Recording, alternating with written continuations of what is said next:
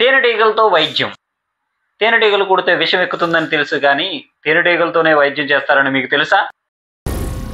ఏం మాట్లాడుతున్నావురా? ఏ ఏ జబ్బులకి తేనెటీగలతో వైద్యం చేస్తారో తెలుసుకుందాం రండి.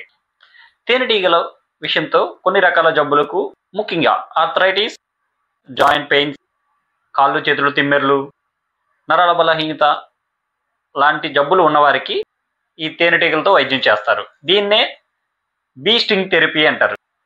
అయితే ఈ వైద్యం ఎలా చేస్తారో తెలుసుకుందామా? ఈ బీ స్టింగ్ థెరపీ చేయాలనుకునే వాళ్ళు కొన్ని తేనెటీగలు పెంచుతూ ఉంటారు.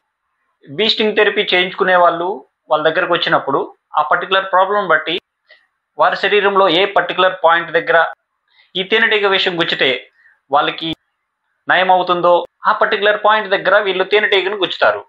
సో దాని ద్వారాగా తేనెటీగ యొక్క విషం శరీరం లోపలికి వెళ్ళి ఒక మెడిసిన్గా పనిచేస్తుంది.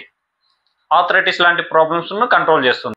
ఇక్కడ ఇంకో చిన్న ప్రాబ్లం కూడా ఉంది. సో డోస్ ఎక్కువైతే కనుక అలర్జిక్ ప్రాబ్లమ్స్ వచ్చి లంగ్ ప్రాబ్లమ్స్ వచ్చే అవకాశం ఉంది.